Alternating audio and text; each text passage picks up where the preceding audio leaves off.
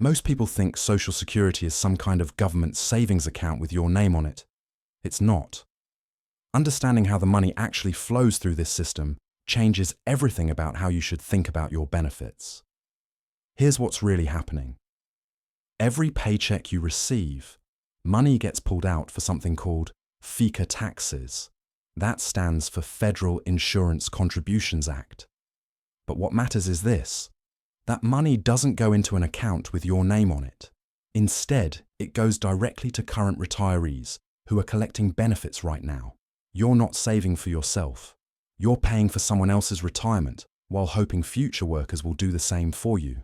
This is called a pay-as-you-go system, and it's been working this way since 1935. When the program started, there were about 42 workers paying into the system for every one person collecting benefits. Today, that ratio has dropped to roughly 2.8 workers per beneficiary. You can probably see why that's a problem. Let's break down exactly where the money comes from. In 2024, if you're working, you pay 6.2% of your earnings up to a certain cap, which is currently set at $160,200. Your employer matches that amount, contributing another 6.2%. If you're self-employed, you pay both portions, which means 12.4% total. That cap increases most years based on average wage growth, so it's a moving target. Now, here's something most people don't realize. Not all of that money goes directly to retirees. About 85% funds the Old Age and Survivors Insurance Program, which is what we typically think of as Social Security retirement benefits. The remaining 15% goes to the Disability Insurance Program. These are technically two separate trust funds, though they're often discussed together. What happens to all that income in cash? The Social Security Administration takes in these payroll taxes and immediately uses them to pay current benefits. Any excess money, years when more comes in than goes out, gets invested. But here's where it gets interesting. By law, that money can only be invested in special US Treasury securities. The government is essentially borrowing from Social Security and paying it back with interest. Those Treasury securities currently hold about $2.8 trillion. Sounds like a lot, right? Keep that number in mind, because we'll come back to why it matters in ways you might not expect. The system also receives income from two other sources. First, some beneficiaries have to pay income taxes on their Social Security benefits if their total income exceeds certain thresholds. That tax revenue goes back into the trust funds. Second, the trust funds earn interest on those Treasury securities they hold. In recent years, that interest has added tens of billions of dollars annually. But here's the uncomfortable truth that changes how you should think about your own benefits. Starting in 2021, Social Security began paying out more in benefits than it collects in payroll taxes. The program is now dipping into those trust fund reserves to make up the difference. According to the latest projections, those reserves will be depleted by 2034.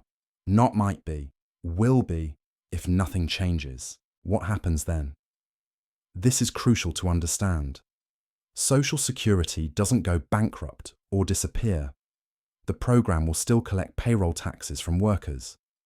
However, it will only be able to pay out roughly 80% of promised benefits. Imagine planning your retirement around a certain monthly check, then suddenly receiving 20% less. For someone expecting $2,000 per month, that's a $400 cut.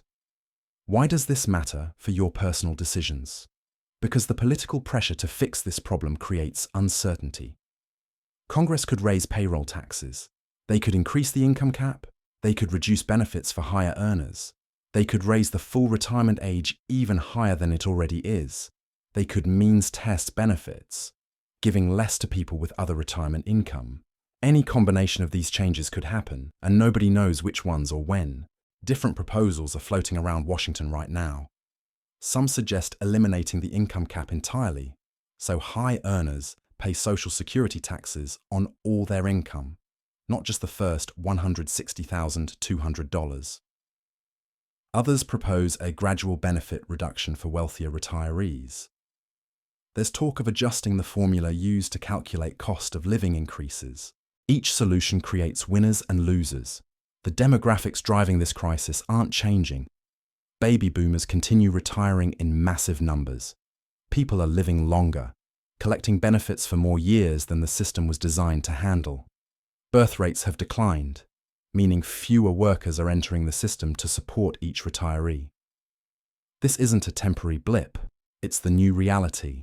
Understanding the funding mechanism also reveals something important about the nature of your benefits.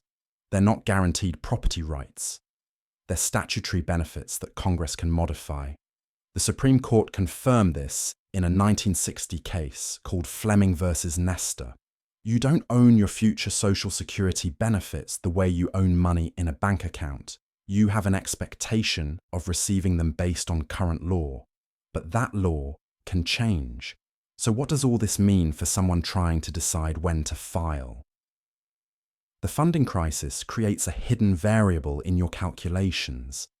If you're close to one of the proposed new retirement ages and reforms pass, your full retirement age could shift after you've already made plans. If you're a higher earner and means testing gets implemented, the benefit you calculated might shrink. If you're counting on a specific monthly amount and across-the-board cuts happen, that $2,320 at age 70 might become $1,856 instead. This uncertainty actually strengthens certain arguments for filing earlier rather than later. A bird in hand, as they say. If you file at 62 and lock in your reduced benefit, you're guaranteed that amount under current law. Waiting until 70 to maximize your benefit assumes the system in 2035 looks like the system today. That's an assumption with real risk attached. Consider someone who's 55 right now, planning to wait until 70 to file. That's 2039. The trust funds will be depleted 5 years before they claim. What will Congress have done by then? Nobody knows. But if you're 62 today and you file immediately, you're collecting benefits now, before any potential cuts or reforms take effect. Does this mean everyone should rush to file early? Absolutely not. But it does mean the traditional break-even analysis we discussed earlier is missing a critical variable. Those calculations assume stable benefits over time. They assume the dollar amount shown on your Social Security statement will actually be the dollar amount you receive. Given what we know about the funding situation, that's optimistic. There's another angle here that connects back to the spousal and survivor benefits we talked about earlier. If reforms include means testing, having one spouse file early while the other waits could provide protection. The early filer locks in benefits before changes.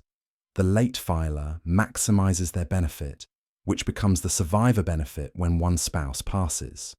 If means testing happens, the survivor might fall below the threshold after losing one income source, protecting that higher benefit from reduction. The tax situation adds another layer. Remember that provisional income calculation?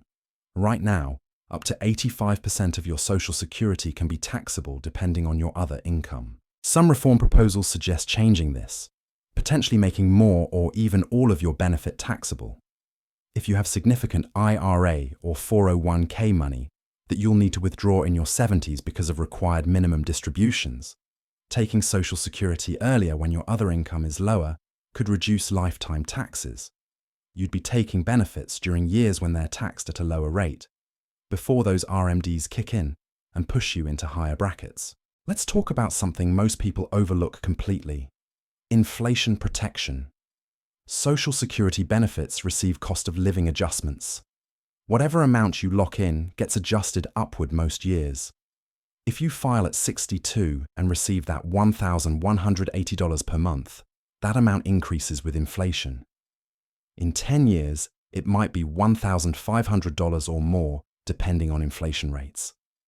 Meanwhile, if you're waiting and living off savings, those savings aren't growing. They're shrinking. Every dollar you spend from your IRA to delay Social Security is a dollar that can't compound anymore. Run the numbers on this scenario.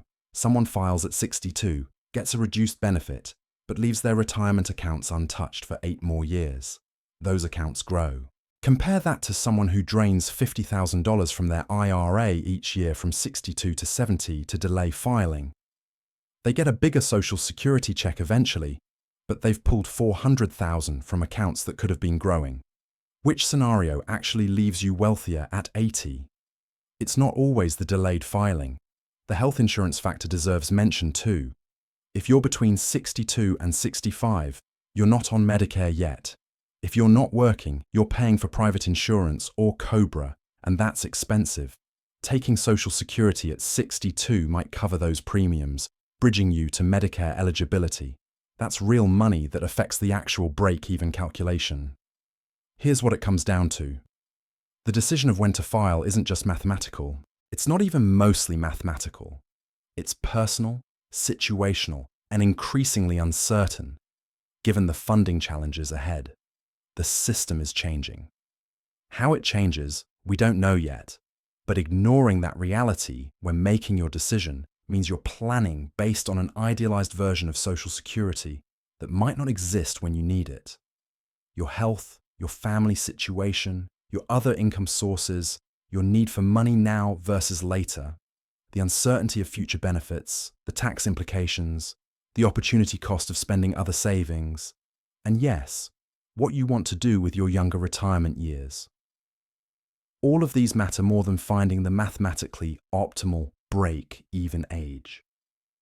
Do your research, understand your specific situation, Consider working with a financial advisor who can model different scenarios based on your actual numbers, not generic examples, and make the choice that gives you security and peace of mind, because that's worth more than squeezing out every last theoretical dollar from a system that's facing serious questions about its future. What works for your neighbor might be completely wrong for you. What made sense for your parents might not apply anymore, given how much the system has changed and will continue changing. This is your retirement, your money, your decision. Make it with eyes wide open to both the benefits and the uncertainties ahead. Understanding how Social Security is funded isn't just academic knowledge. It's information that should directly influence when you file and how you plan. The system faces real challenges, the rules will change, and waiting for perfect certainty means you'll never make a decision. Take what you've learned here, apply it to your situation, and move forward with confidence.